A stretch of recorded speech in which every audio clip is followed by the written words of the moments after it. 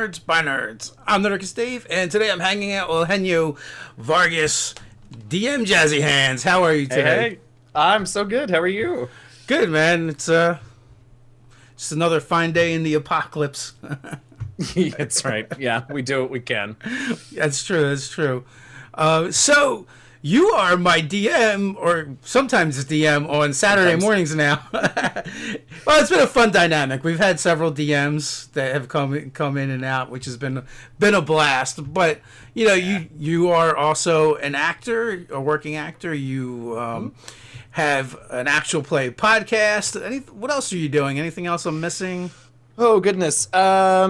Those are sort of the main things right now. I've got some other stuff. I stream video games occasionally on my Twitch channel. I was one of the organizers of the D&D block party this weekend. That I'm not writing anything right now, so I think that covers it. Nice. So have you been doing some writing? Yeah, I worked on the 5th season RPG that Green Ronin is developing for N.K. Jemison's series, the Broken Earth trilogy. They're making an RPG, tabletop RPG out of that, so I was one of the writers on that. I got a couple things out on the DMs Guild. I was an editor for some products that are coming out later this year on the DMs Guild. So yeah, but now all my writing is for my podcast and for you guys. I have not. I had not seen anything about the 5th season. We launched it and we announced it, and it was super exciting. Joe Carricker and Tanya DePass are the leads on it. And so we got all of our first drafts in, and then the apocalypse. Yeah. So the project's on hold right now, and it was still early enough in development that it was sort of there wasn't a huge marketing push for it yet. There was word out that it was the thing that was happening, but we hadn't really gotten to the primary, publicity stuff yet. Oh, is that going to be a Kickstarter or no? I don't think so. I think Green Ronin's got it taken care of, and I don't exactly know what the partnership is with Nora, with N.K. Jemisin, the author of the books. And I know I heard for a while that there was going to be a TV series or a movie or something that was also being developed. So I think the series is getting a lot of attention, and I think probably that took care of funds, but I'm also talking out my butt, so I don't really know the answer. Yeah, I don't actually see much from them on Kickstarter. I think they kickstarted The Expanse. Oh yeah. So that makes me kind of a little bit curious. They're one of my favorite third party companies. They've got good stuff, and I will say it was my first time getting hired to write for a separate publishing entity, and they were really, really good to me. Just sort of in general, like teaching me things, and also like not trying to take advantage of a new developer and writer and designer, and they're good folks. Yeah, that's been my impression. I'm connected with a lot of those folks on social media, and so my initial exposure to Green Ronin was Mutants and Masterminds. Oh sure. So I was a big fan of that for. Still am, I should say. I just haven't played it in a while. And I used to hang out on their forums for the Atomic Think Tank, which had anything you could ever want with Mutants and Masterminds on there. So how long have you been doing the podcast? We are coming up. I was actually just in our podcast Slack today being like, crap, it's so late. We're about to come up on our 3rd anniversary next month. It's been 3 years that we've been doing that thing. And we've missed, I think, maybe 4 weeks. We're a weekly podcast, and we have not put out a new episode maybe 4 times in 3 years. That's a long running. So has it been the same show, or has it been different shows? It's been the same cast, same campaign. We've tried a couple of times. Our seasons, and this was not by design, it was just sort of the pace at which the players were getting through the story. Our seasons are about 6 months a piece. So whatever that is, between 22 and 28 episodes each, 45 to 60 minutes. And we've tried at a couple of different season breaks to recap and do things in a way that people can jump in and not have to go back all the way to the beginning, because that's a lot for new listeners. Great if you want to, but it has been the same 4 players, same storyline, same campaign arc for almost 3 years. And it's like 3 Azamars and a Tiefling? Three Aasimars and a Tiefling, originally from the Forgotten Realms. They wake up in the very first episode, not in the realms, somewhere they don't recognize, and most of the first season is them just figuring out where they are and why they're there. It sounds like, like a 90s sitcom. I think I was probably heavily influenced, consciously or not. That's great. So what is the premise for the campaign other than they're from the Forgotten Realms and? Right. So what they eventually figured out is that they were sent here to this world that they have called the Last Refuge. They were sent there by an agent of the god Danir to prepare the world for his coming. He's gotten tired of Ao saying that the gods can't affect mortals' lives directly like they used to be able to in the realms, and so he wants to come to a new world where he can sort of do what he wants in the way that he wants to do it. So their original mission was to go throughout the world to certain sort of magical anchor points and consecrate them in Danir's name, but it's never that simple. And they eventually found out that consecrating those anchor points has put the world in real danger from an ancient evil that had been slumbering for a long time, and sort of activating these magical nodes is waking it up ever so slowly. And so now they've got to decide what to do. They have already decided to not do the Danir thing, so our cleric of Danir had to go through a total class change. He was no longer granted powers by his god because he defied him, so that was an exciting spoilers, but anyway, that was sort of an exciting season finale there. It's season 4 maybe, or 5, I don't know, I've lost track. And so now they're basically sort of trying to save the world because they have started this process, so they got to stop it from that. And there are some other tieflings, the tieflings' siblings have come from the Forgotten Realms to also consecrate these magical nodes, but in the name of their pit fiend father. So bad upon worse. Nice. Sounds like a lot of fun. And also, if the clerics and works in the market for a new deity, it sounds like there's this ancient evil that might be running low on clerics. I did tell him. We had a few conversations. I was like, I don't know that they've been asleep for a while, like millennia. And I said, I don't know about a cleric of this one, but like if you wanted to go warlock and make them your like slumbering patron. But he was like, no, that I feel like we're trying to not be friends with. And I said, yeah, it's up to you. That's your character. You do you. Yeah. I am the same way as a GM. I would absolutely offer that as an option. Did you have those powers reach out to them? In small, subtle ways that sort of planted seeds if he had decided to go that way. But since he didn't, we just sort of let them fall by the wayside. Yeah. One day when I go back and write the tell-all story of this campaign, I'll be able to pick out those little things and point them out for Easter eggs. Did you start this campaign with an end in mind? I mean, you've been running it, you said, for 3 years. Yeah. So did you think that far ahead, or have you just kind of been playing with it and rolling with the punches and developing it as you go? Both. I was a young, foolish DM when we started and thought I knew where the story was going to go. And of course, no plan survives contact with players anyway. But I mean, fundamental things have changed. Actually, the nature of this ancient evil, we call it the beast. The actual what the beast is has changed at least twice since I started. It's the players have had a huge impact on the story, and so I still have ideas for where it might end up, but it's sort of like a skill tree in an RPG. Like it keeps branching out more and more and more. So now I have many possibilities for how this could end. It will have an end. I don't think we're quite to a point where I can say that is close yet, but it will have an end point. There will be a climactic, final conflict, but who the players in that conflict are, we'll see. When do your downloads drop? We drop Wednesday mornings at 12:01 Pacific time. Every Wednesday. We always tweet out stuff. We've got, our Twitter always announces and has links for the Apple Podcast episodes, but we're on all the major stuff, Spotify and Stitcher and Google Play and all those things every Wednesday. And as always, folks, we do have links down in the pinned comment there, so you can check it out. Please do.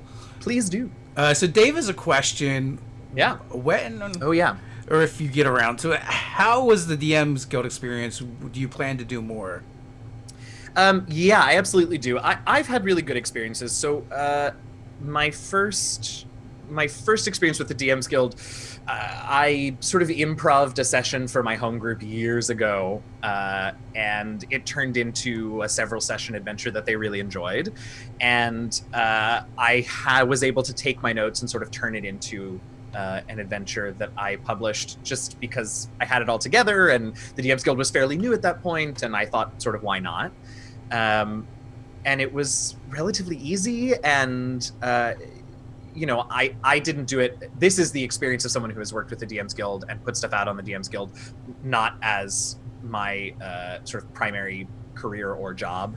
I am not primarily a designer. I am not primarily a writer.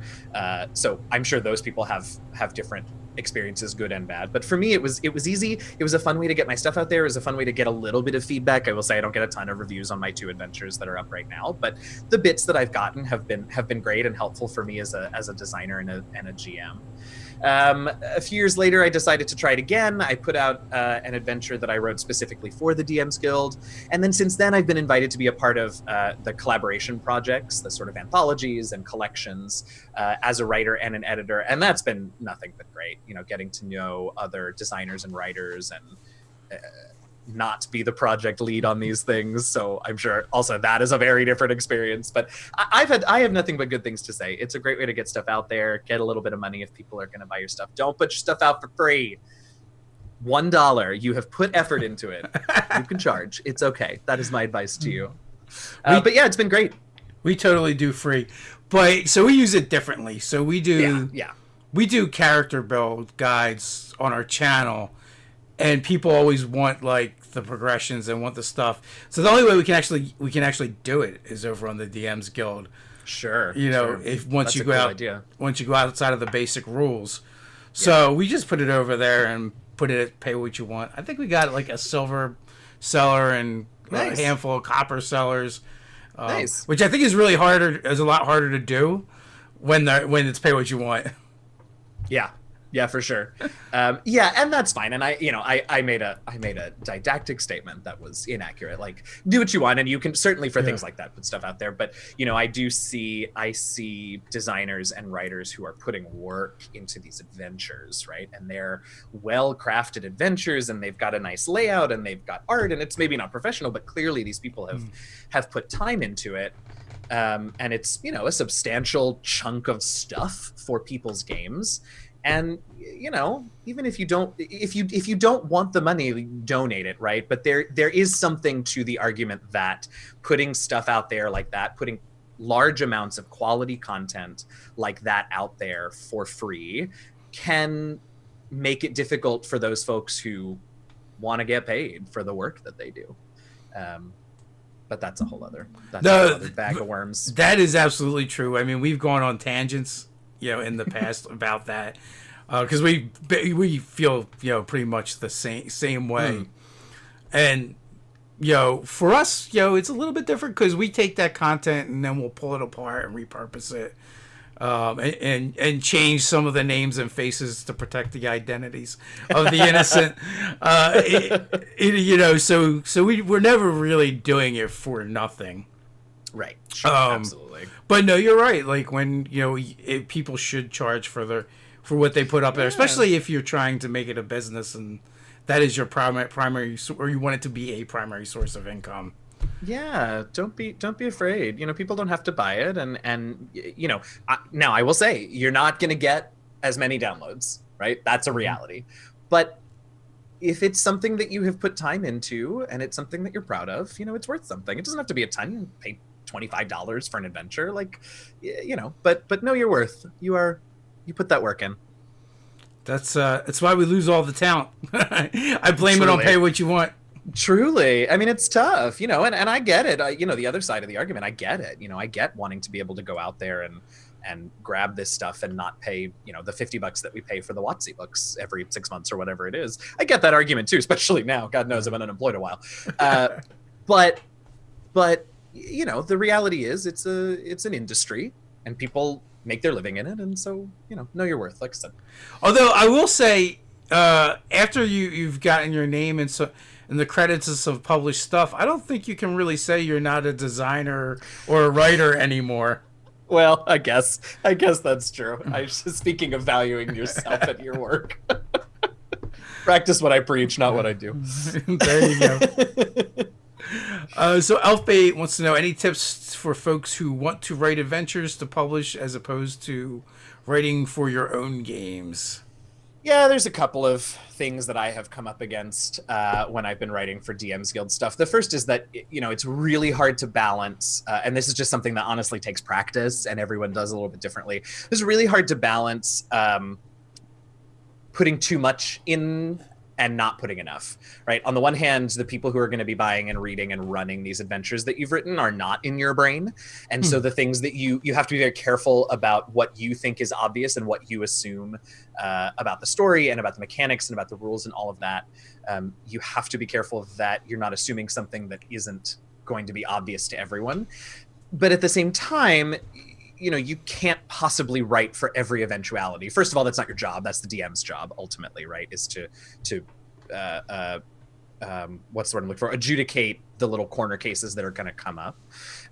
But also that just becomes a slog to read. So finding that balance is a thing that takes practice. The other thing I will say is I cannot encourage you to play test whatever you write enough, right? Even if it's a monster or a character option or a whatever, right? If you're going to put it out there as something that is, polished and workable for other people's games in a not official, but in a sort of very codified way, right? It's not just a casual character build that we're tossing out there, whatever.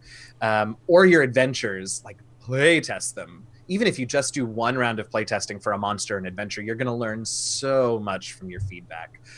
And feedback's tough. It's not always sparkly and wonderful and all positive, and that can be tough. But if you allow yourself to sort of learn from it and not be hurt by it, presuming that, of course, the feedback that you're getting is respectfully, constructively critical, you can learn a ton and your product is going to be way better for it. Yeah, I mean, even, so we do these monthly patron rewards, and so we try to run them, we do a monthly fan game. So we try and run those rewards for the fans, and, when I do that, I then go back to my writer and go, hey, here's the questions I had to answer when running it for the players, and here's the things I chose to add in, or take out when I ran it for the players, so they could take that feedback and go, okay, here are some spots we have to look at and figure out, what to do, what to change, a little bit better. Yeah. And so it makes a huge difference. It really does. And it's, toss it out there a few times. And look, you're going to get criticism back also that says, oh, I think you should do this. You don't have to do that. Right? You don't have to take the advice that you get, but seeing what people consistently highlight as they have questions about it, or it doesn't work, or it's overpowered or underpowered, or whatever it is, right? It's more about the patterns that you end up seeing with your feedback. You don't have to take everybody's advice always. You're the one writing this. You ultimately get to decide, but it just gives you more options. It just gives you more, different perspectives to kind of look at. Yeah, absolutely. I mean, even in the playtesting I do, it's like I'm not actually asking for feedback per se. I'm just seeing how they interact with the material, and I'm learning. I'm learning by observing, and also, in all fairness, I'm not the one writing the material. Like, we come up with the premises and ideas and go, hey, and then we give them to one of our writers. Then they write the stuff. We read through it, we make the fixes that we think need to be there, and now, we then run it through a fan game and go, okay, well, what came up? Yeah, absolutely. I will say that's actually a really good point too, is that if you are able, when you're playtesting, I find it is more valuable to have someone else run whatever it is, right? Because that not only is going to show you, as opposed to you, the writer, running it, right? Because that's not only going to show you mechanically how things interact, but it's also going to take care of that thing I said earlier, right? Which is, have you found the balance between writing enough that it's not that you aren't assuming that they're in your head, and writing too much that they just get bogged down with it. So if you are able, any playtesting and feedback is valuable, but if you are able in your playtesting to give it to someone else and let them take it, read it, absorb it, and run it, that's going to give you even more valuable insight, because you'll get not only the player side but the GM side. Now for a controversial topic. Box text or no box text? Oh boy. So I do put in my 2 adventures, I do have box text. Maybe you can help me understand this argument a little more, because I understand the arguments against box text, and they are all super valid. What I've never been 100% clear on is why. Like, is there another system that people are suggesting is implemented in place of it? Because if not, like, it's just more information for the GM to use or not use as they see fit. Do you know what I mean? Yeah, I think that seems very accurate and valid. And I only ask because our mutual friend James I see him tweet about this often. So I brought it up a couple times. Although I will say, I did have a designer on here, and they gave like the best answer as to why they believe box text is important. Okay. Because the explanation that they gave me was, as a writer, as a designer, I'm using that box text to highlight and tell you, the dungeon master, and the players, what I feel is important in that scene. Mm-hmm. As opposed to, if the GM just reads a bunch of information and then kind of ad-libs. And also, I don't, no designer probably expects you to use the box text verbatim, but more or less you're probably paraphrasing it. Yeah. But you're hitting the key points. And that's what they brought up, was the idea that by placing it there, you're telling everybody what you think's important, and hopefully it draws the attention of everybody to the things that are supposed to get resolved or figured out in that scene. That's how I try and use it, and I don't know how successful I was in those 2 adventures that I have out, but I mean, imagine 2 room descriptions, right? One of them has box text and the other doesn't, right? What's actually the difference? Because both of those entries, hopefully, are going to tell you the important, what is in the room, what the players see when they come in, what's there, how big it is, if there are other creatures in there, if there are, furniture or whatever. Both of those entries are going to have that information.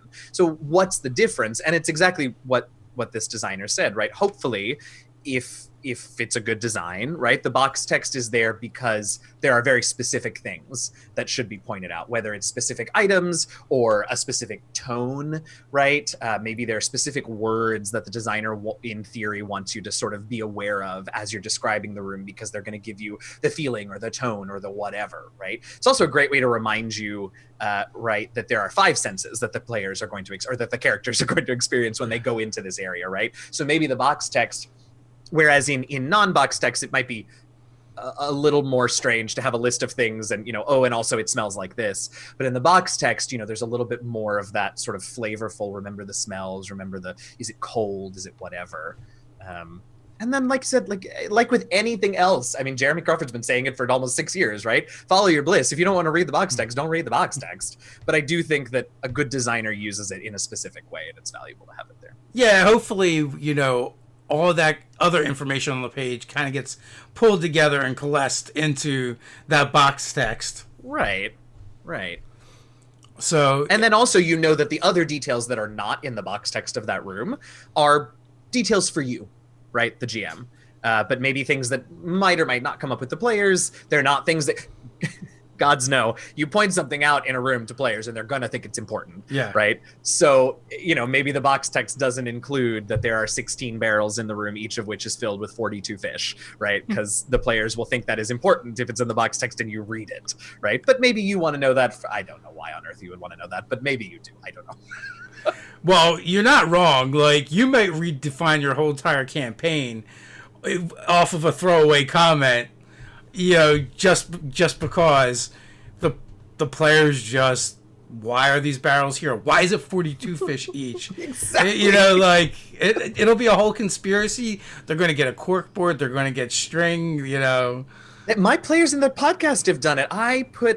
Mike Shea had a fun whatever, like, random encounter thing from one of his products that I have about, like, a well that has some demonic writing on it. That was in season 3. We're in season 6 and the players still think it's a major part of the plot. Well, if it was my game, it probably would be now. Oh, it is. Don't tell them that. Yeah. So I mean, and that is the fun part about that as well. But not every GM feels the same way or is as adaptable. Right. So it can be very punishing to a less experienced GM because, like, they've got this whole thing planned out, and then the players are like, "No, 42 fish. It's always been about the 42 fish." Right. Well, and even for an experienced GM, I mean, if you're doing a little mini dungeon crawl or a little whatever, and you just want to get through it, and these players are latching on to every single thing in every single room, like, even for those of us who've been doing it a little while, like, it's like, okay, please just open the door. Yeah, just finish the dungeon already. Rocks fall, you all die. Right, you all die. We'll start again later. Yeah. Oh man. Yeah.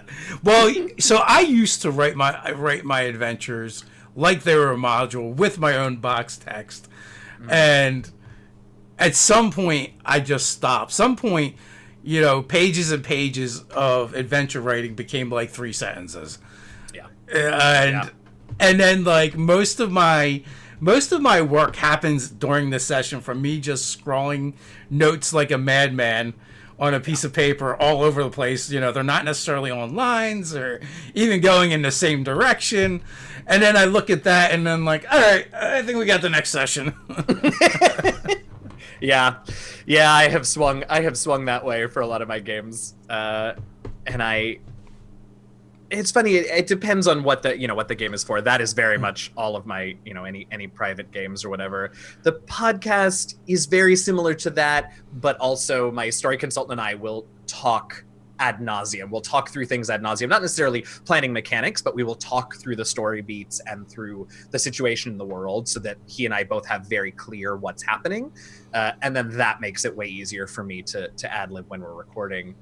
And then I'm trying to find some sort of happy medium for this weekend. I'm writing an adventure called Cold Comfort for the block party this weekend, and because it is a bunch of people that, first of all, I haven't played with before, which is very exciting, but also, that takes some time. We have a very strict 2-hour time limit, so I'm trying to balance out my, half a page of scrawled hieroglyphs and writing out a whole thing. Find a happy medium there so that we can get through this 2-hour stream adventure. Oh, good. When you mentioned it earlier, for some reason my brain was thinking past tense, not this week, coming weekend. And I was like, oh my God, did I miss it? I meant to do social shares on it. Like, so I do my social stuff a little, like, different. Like, I know a lot of people will do it like far in advance, but I feel like you only capture people in the moment for a lot of this stuff. So I generally, like, do my social media just before or as things are happening. Even with our own stuff, with, like, this kind of stuff. Yeah. And I was just unless there's something leading up or something that really requires advance notice, I don't always do this, but I think you're probably right. I think most people see the tweet, click on the link, and then they're there when it's going. Maybe. I don't know. I have no scientific evidence. That's just my gut feeling on it. That's still reasonable. I feel you. Yeah. No, it is. But the block party is this coming weekend, Saturday and Sunday.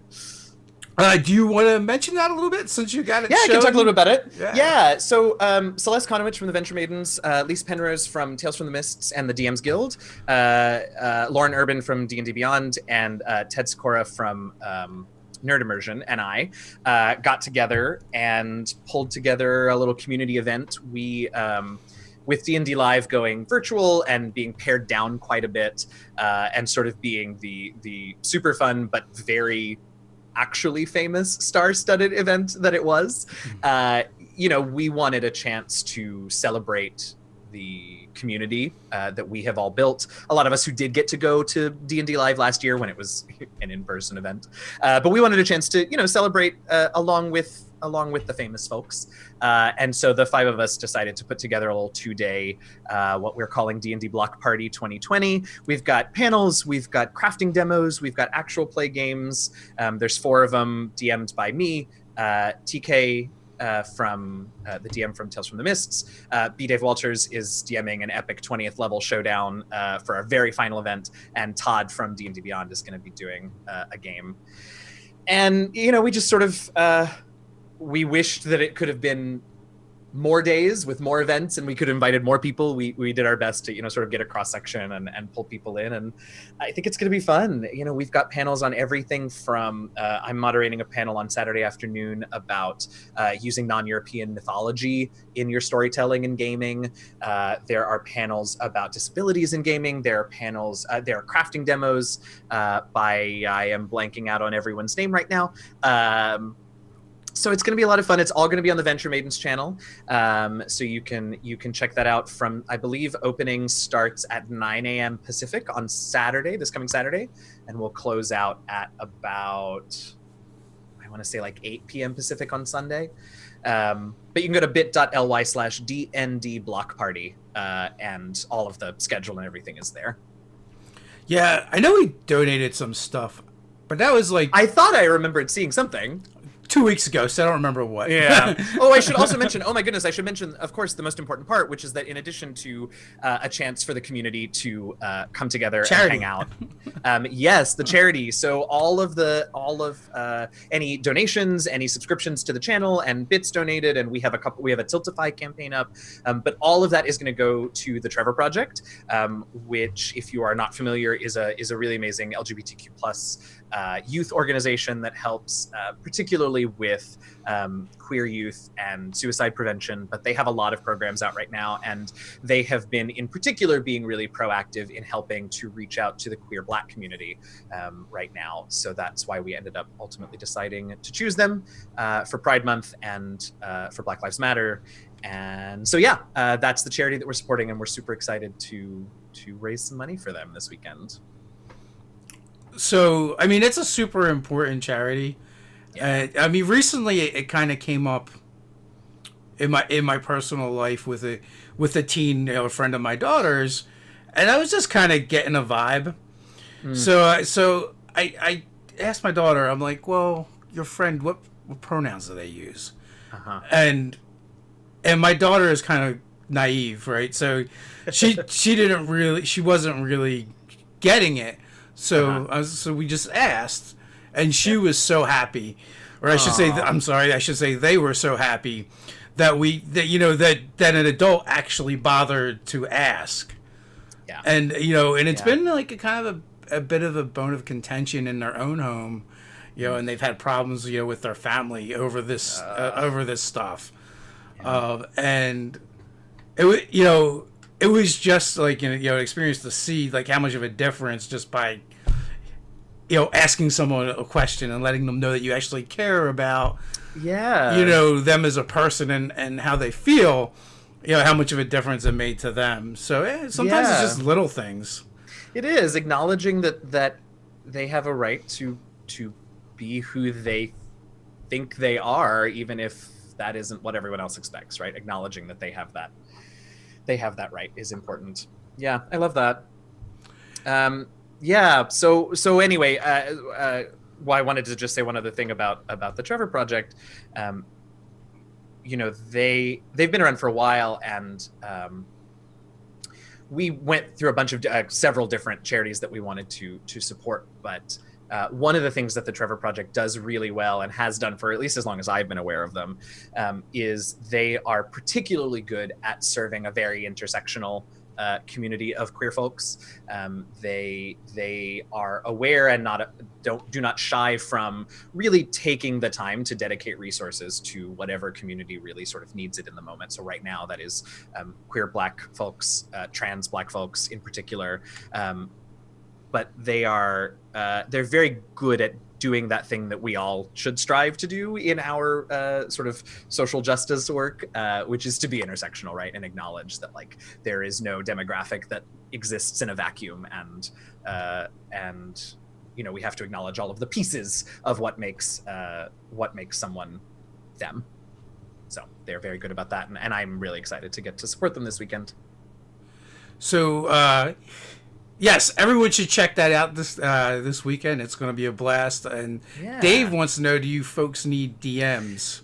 So we originally, when we started planning, we of course, like, our eyes were bigger than our stomach. We had plans to have a Discord server where people could hang out and chat while the events were going on, and we even toyed with the idea of maybe doing some AL games. And it just sort of got a little bit bigger than we could all really put together in a short amount of time, and as our first sort of event like this, working together as organizers. So we do not this year.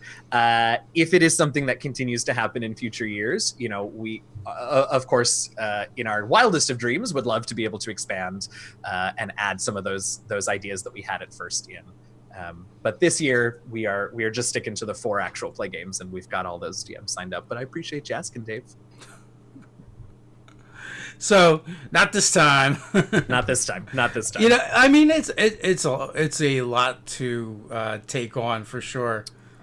Yeah, it's been great. And I, you know, I have to say Celeste is sort of the project lead on it, and she has been an absolute hero. I mean, she really has done a great job of getting everyone organized and keeping stuff on track. And I'm really excited. I think it's going to be a super fun event for a great charity. And, you know, I realize now that I am jinxing this, but like, I don't know, the organization and the planning seems to have gone smooth so far. So fingers crossed that'll continue through the weekend. Yeah. Well, do you guys think you'll make it a annual event? You know, I don't know. On the one hand, I would love to, because I think this is a super cool idea to do an event like this that can continue to grow and really be very specifically focused on the community. You know, D&D Live last year was amazing to attend, and there was a lot of focus on community, but it was also a launch event for WotC for their for Descent into Avernus, and so there were other things going on, right? I love this idea of those of us in the community creating something for ourselves, you know, and for everyone else. A lot of the fact that it exists, though, does have to do with the pandemic and the fact that D&D Live had to become smaller and virtual and all of these things. So I don't want to commit the 5 of us to doing this every year, but I will say that, like, I love the idea, and I would like to find a way to make it some sort of thing in the future, yes. Yeah, as the words were coming out of my mouth, I'm like, well, it's also going to be a lot harder next year because people might not, you know, hopefully will not be locked down, and people have more time on their hands right now to do it, so right. It does make it a little bit easier. Yeah, but you know, we'll see how it goes, and maybe it will be a seed of something, or maybe it will inspire something else, or who's to say. We're all very excited about it, and you know, the main goal, aside from raising money for the Trevor Project, the main goal is to have an opportunity to celebrate the community and the awesome stuff that everyone in this community puts out there, whether it's actual play games or you know, design and writing or crafting or whatever it is. And I think the 5 of us are very interested in highlighting and lifting up all of the community, regardless of sort of, you know, tier of professionalism or however you want to put that. So that is definitely something that the 5 of us will continue to do however we can, whether or not it looks like a virtual con weekend or whatever it is. So since the lockdown, have you been playing games more or less or the same? I think a little bit more, maybe not as much more. Actually, interestingly, I found that a lot of my gaming friends happen to have jobs that either were very easily transitioned to remote working, and so they didn't actually have a ton of extra time, or were in jobs that did not go virtual at all, and they sort of scrambled and became very busy trying to like figure out what this looks like. So I haven't actually had a ton of people who are just like, well, I have all the time in the world, let's play all the games. But I have been playing a little bit more. I've got a couple of, as you know, private non-streamed or broadcasted games, which I didn't really have before this, which is such a great time. We have our Saturday morning game that is just such a relief. Go ahead. No, go ahead. I was just gonna say, I recommend for anyone who's a streamer to like play some games that aren't streamed. At least one. At least one. It makes such a difference. It's just, it's chill and you don't have to worry about anything. You just play. You remember why you got into this in the first place. Not that I don't enjoy my streaming and my recording games. That's not the impression I want to give. But it's a different thing, and it's been really good for me. Yeah, they're definitely not the same. Like when you're streaming a game, you're kind of performing to a certain extent. You want to gloss over things that aren't going to be exciting for the audience to listen to or watch. Yeah. So that's been super fun. I do have a small group of friends that, I looked at my shelf one day, since I'm spending so much time in my living room now. I looked at my gaming shelf and just saw all of these tabletop games that I have never cracked the spine of. So I have a small group of folks, and we've been sort of cycling through other non-D&D RPGs, which has been fun.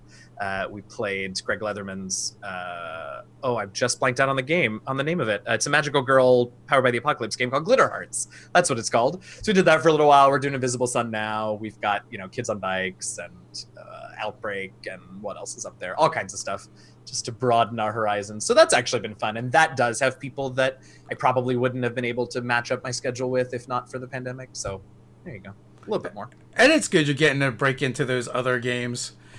Yeah, for the longest time, even though we used to record some of these games, or we used to record all these games where we'd cycle through where we'd have a DM would run a session every month, and there were 3 of us. And we did that for years. Eventually, we decided to take those games and stop recording them and just playing them. And then even still, then we kind of like petered down to like 1 or 2 games a month, and now we're back up to doing the 3. But it's always been like I'd run a D&D game, Ted would run a D&D game, and then the other person would run something that was non-D&D. So we kind of going back to that format, which has helped us like get more gaming in, and without burning out a GM. Yeah, that's important too. I will admit that with the slight increase in gaming that I'm doing, and also just like I don't know about you, but like something about the pandemic and shelter in place and the world burning, like just I have, whatever metaphor you want to use, like I have fewer spoons, my full tank is now at lower capacity, whatever it is, right? And so I found myself even with the podcast sort of being like, we've been doing this for so long and I'm tired, and it's effort to do this thing. And so having a way to shuffle around GMs and players and campaigns and systems and all of that has really made a big difference in sort of keeping my energy and my motivation up. It was like that system for us was the only way we had ever taken campaigns from first level to 20th level in like 20-30 years of gaming. And like always the GM would burn out, get distracted, bored, someone else would take over, we'll go back to this campaign, we never go back to this campaign, all kinds of things. So with that being said, we've had like 3 campaigns get to 20th level.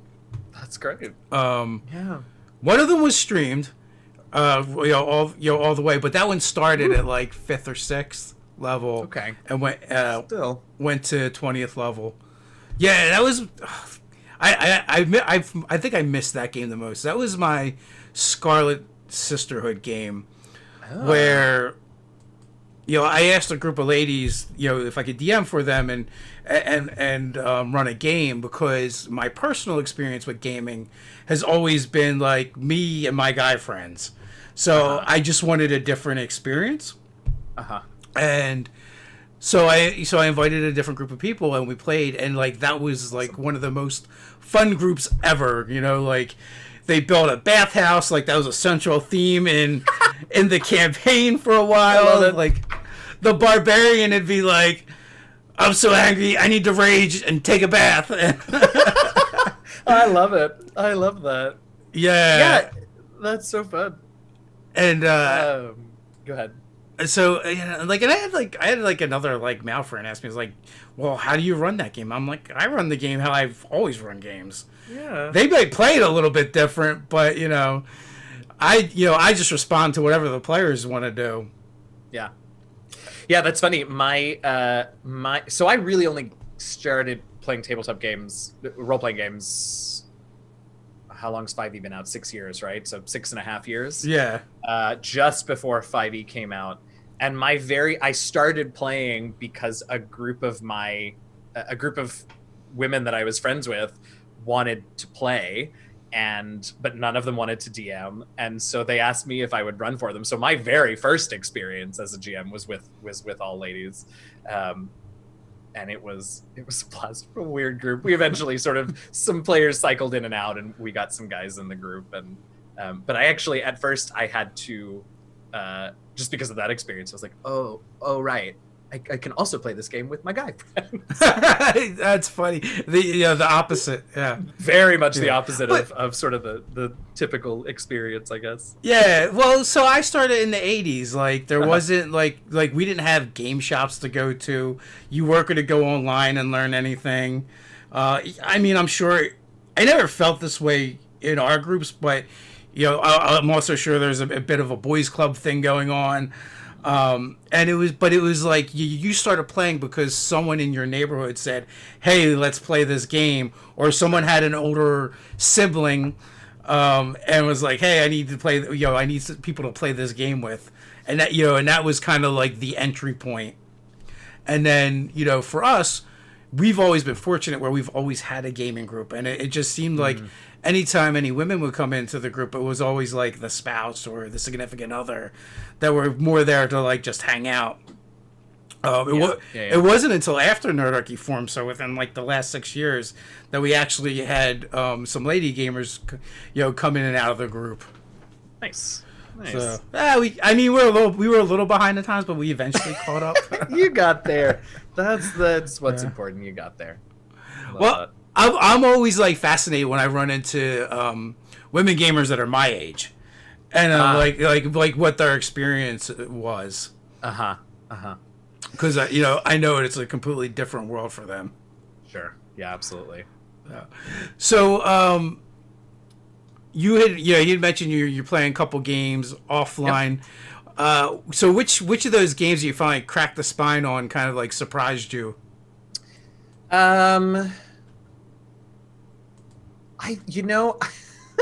So two of them, and for two very different reasons. We have not actually started playing it yet, but I think it might be the next one that we do. So I have started looking at Kids on Bikes, and it had been sold to me a bunch of different ways, but the most common thing that I heard was that it is Stranger Things, basically. It's 80s and 90s kids out in the neighborhood, like doing their adventures as they play together. It is exactly that, but it's such a fun and, I don't know, for me, like nostalgic system. It's super simple. It's very, it's not a super crunchy, rules heavy sort of system, but something about the flavor of it and the way that it's written just like really does a great job of like hitting that nostalgia button for me. So that's been super fun. The other one that super surprised me for very different reasons was Invisible Sun by Monty Cook Games. I had seen a few streams of Invisible Sun games before, and it's so weird and like creepy and out there and surrealist, right? I mean, the whole sort of premise of the game is that the real world that we experience, right, like in 2020 with computers and cars and mobile, is actually a sort of dream state, and the actual real world is this fantastical place called the Actuality. And so I was like, oh, that's such a cool idea, and like what a cool thing to play with, and there's magic and there's all this. Trying to learn to play this game was like a month-long saga. And it is a cool system, and I mean absolutely no disrespect to Monte Cook Games, but it was the most obscure set of rule books I have ever had to decode. And bless my friends who were playing with me, like they were all super patient, and like we all just dug right in. Now that we have figured it out, it is exactly what I thought it would be. It's a very cool, surrealist, very character-driven sort of game. But it was a slog to get there. One of the things that intrigued me about that game, conceptually, was the fact that you have this dream state that is the real world, and you have the actuality. And I'm like, you made that just for the players that can't make it like game night, didn't you? Like, oh, 100%. There is, and I don't remember where in the rule books it is, but somewhere there is a thing that basically just says, like, if someone can't make a session, they have slipped back into what they call shadow, which is the 2020 computers and cars. They've slipped back into shadow because it's a tempting place, and so they're not there for that session. That's why they're not there. And there's actually a mechanical reward, I guess, like a currency that is used for advancing your character. The player who is not there and who is retreated to shadow for that session gets a point of that currency. It's called despair, for slipping back into shadow. So at least they get a little something, and don't totally miss out on advancement currencies for that session. Yeah, I mean, I know some DMs and groups are very punitive about that, and like at some point we always did the so and so can't make it, so we can't place. But at some point we switched to if we want to play, we're just going to have to accept we're playing with who's here. And, like, we don't want to penalize the people for real life. So if you guys, we stopped using XP for ever. We've never used it with 5e. Oh, yeah. And it's like, you know what? The penalty for them will be they do not get any treasure unless the group decides to give it to them. If the characters level up, then they level up with them. There was... Yeah. We used to like even try and go through like these mental gymnastics to explain why they're not there. I'm like, this is not a novel. Nobody's reading it. And right. I've even had it where I've done streams, so I'm like, all right, I got this idea why they're not there, and I'm going to work it in. And I forget to work it in because my players, guess what? They don't care. Nobody cares. No, yeah. I have done the same thing. The stories, the mental, the party is afflicted with a dimensional curse that flares up at random. Who cares? Who cares? Now, I've also done that, and sometimes it's fun to make that the hook for the night or whatever. But sure, only if you want to, right? Like, it's like ultimately at the end of the day, do we want to play this game or do we not want to play this game? And, it's, no one cares. We're not writing novels. No. And, you as the GM might have to adjust some things if you are unfortunate enough that, whatever part of the story you're telling was pretty heavily reliant on that player's character. Like, okay, then the adjustments can be made, but oh my goodness, just play the game. Yeah, essentially, like, we're here to have fun. So right, one hopes. So, kids on bikes. What kind of stories do you want to tell with that? Do you have any in mind? I don't yet. One of the cool things about this group is that it's a bunch of folks who have only ever played D&D. I have had a little bit of experience with other systems, not a ton, but the rest of them only ever played D&D. And so I was a little nervous when we were playing games, when we started with like a Powered by the Apocalypse game that is so much lighter on rules and mechanics than D&D, that relies on the players to really sort of take the reins in a way that even in D&D, even if you're a player-focused DM in D&D, like something sort of beyond that. And they have just jumped right in. So I don't want to plan too far ahead on our stories for Kids on Bikes, but what I think it can do is give us a chance to be really silly and tell sort of silly stories about like us as kids. We when we did Glitter Hearts, we sort of got a little taste of that because they were our characters were high school students. But that was us, playing in our anime fantasy worlds, which was fun particularly for three of us who are anime fans. Invisible Sun has been a cool chance to like explore a very weird world, and I think Kids on Bikes is going to be us like getting to relive our childhoods in fun and cute ways. My sort of idea right now is that the stories will be that kind of trope where the kids are on an adventure that to them is imminently important, but maybe actually the stakes aren't sort of so high from the grown-ups' point of view. And then, of course, the end of the story is whether or not the stakes were actually that high. Who was right, the kids or the adults? But we'll see, because it's a good group of storytellers that I'm playing it with, and so I want to know what they have in mind too. Yeah, I mean, there's so many like movies from when I was growing up that game was just designed to play, and it's like Stand By Me, Goonies, E.T., all Goonies. That. Yes, Treasure Hunt. Oh, now I want to do that. Yeah, I love it. I'm sure you're gonna have no shortage of options there. No. So you've been playing or running Curse of Strahd for us. Yeah. What are we, like 3 sessions deep into that? 3. Let's see. 2, 3. Yeah, 3 or 4 sessions in, something like that. We've made it to the second town, to Vallaki. Yeah. Have you run that adventure before? I have, yeah. I run it twice before. Once I picked up for another DM who got a gig and had to leave town, and so I just sort of finished it out for them. I think the party actually was already in Castle Ravenloft, and then I ran it start to finish with another group, and I was a player in it before I took over for that DM in Castle Ravenloft. So I played through a good chunk of it too. So are you enjoying running that for the third time? I'm loving it because it's been a while since I touched it, and I mean, we all are constantly learning as gamers, but holy crap, I've learned so much about DMing, and in particular DMing published adventures since the last time I did it. I am way less clenched. Yeah. So I'm really enjoying it. I'm really excited to sort of get to play around in that world again. Also, the nature of the way that Curse of Strahd is structured, you all are going to have very different story beats than either of my other 2 games, just because of where the 3 sort of MacGuffins are located.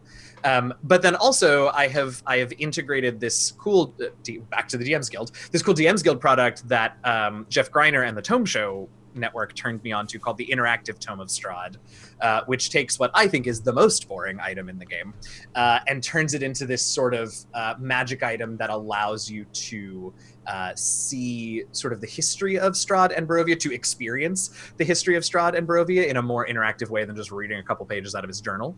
So I'm excited to actually see how that plays out with you all. I've read it through, and like we talked about before, like I know what I think it looks like, but who's to say?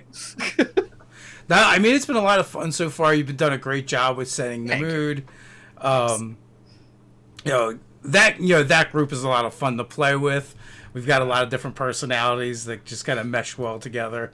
Yeah, and I love a spooky story. And it's nice that you all from moment one have bought into the spooky and don't fight against the spooky by being silly, but also are able to be silly and be comic relief and have goofy comedic fun within this sort of spooky structure. I very much appreciate y'all's buy-in to that, like right from the beginning. Well, we also have Fletch, which they're kind of spooky in and of themselves. Oh, Fletch. Fletch is our vulture Aarakocra who likes to take nibbles out of the, I would say just the enemies that y'all kill, but it's not necessarily just your enemies. Allies. If they have things that they're not using, like toes and fingers, they seem to be fair game. That's right. In all fairness, Fletch has never taken them from someone that was using them, though. That's true. None of those people were using them at the time. And I do love the fact that Goblin Katie brought back the old school original Aarakocra, which to me is way more interesting than the Eagle pretty boy Aarakocra. Yeah, I mean she is definitely riding that train hard, and I love it. Oh yeah, she's doing an excellent job. Yeah. So we got one more question before we head out from Brian. Oh yeah. After running Strahd so many times, what have you found to be the most engaging scene topics across your groups? That is a great question that is hard to answer because they're all different. They're all so different, right? And that's true of any D&D campaign, right? Because your players and the characters are always going to engage with different things, but then also the sort of modular nature of the MacGuffins in Curse of Strahd is so different every time. What I can say is Madame Ava and her Taroka reading, which is sort of how you set up where the MacGuffins are going to be, is always a group favorite. So this was when I did it with you all. We actually did the reading live, and we used Roll20, and we used a Taroka deck, and you all drew cards and played them out, and that was super, super fun. And so I think the more you can sort of engage and immerse in that part of the story, the better your setup is going to be for everything else that you have to do. One thing, this is not really an answer to your question, Brian, and I apologize because that's sort of the best answer I can give because it is always so different. But one thing that I am very interested to play with this time around, several years down the road, with personally sort of a much better awareness of the Me Too movement and sort of domestic and emotional abuse and that sort of thing. I'm really interested to see both how I approach those parts of the Strahd story, because the reality is that is a part of Strahd's story, and also how you all interact with that story. I played around with changing his story and throwing those things out, but I don't actually think that for us would have been the best choice. I think we all know and like and trust each other enough that we can sort of dive into those things when it becomes part of the story. And I'm really interested to see how we approach it, because I will be honest, I don't think it's approached particularly well in the adventure, and I love all of those designers very much, but Strahd has a number of somewhat problematic aspects to it, and WotC has actually acknowledged that, right, in their diversity statement that they released a week ago or whatever it was. And so I'm excited to see how we interact with them, and not how we fix them, but how we make them less of a problem for us. He's D&D Dracula, and Dracula was kind of a shitty character, so he's a real shitty character, right? And we sort of now we're aware of that, and that is in some ways Dracula's thing, right? Is that he is this shitty, abusive, manipulative character, which is fine. Yeah, I don't know. I'm curious to see how it plays out on my end. That's where RPGs deviate greatly from other forms of media. You experience them in a completely different way. In an RPG, like, you're going through it and kind of living through it, where when you're reading a book or watching a movie, it's not the same. Everything's happened to other people, so it's a different experience. Yeah, and so you want to be aware of everyone's lines and veils and safety tools and all of that, but I don't think it means that, assuming everyone playing is willing, I don't think it means you have to avoid that stuff. I just think it means that your approach to it and your experience of it, like you said, is going to be very different than reading Bram Stoker's novel. Yeah. So with that, I want to thank you for coming on. We're at the hour mark. Final thoughts before we head out? Thank you so much for having me. I don't know, play games, have fun, check out all of my links and stuff. Please reach out. Planning the community block party has been really great for me, because it has reminded me how awesome this community is, and how immediately I was embraced by so many awesome people in this community, and it has reignited my desire to now be able to do that for other people. So of course I want to plug my stuff, but also just, like, I don't know, DM me on Twitter, like, reach out, tweet me, send me a message on Facebook, whatever. Like, I want to carry on the tradition of, like, making this an awesome, inclusive, welcoming community of gamers. And yeah, I don't know. Thanks for having me, David. This has been fun. Well, thanks. I enjoyed chatting with you as always, and everyone else, until next time, stay nerdy.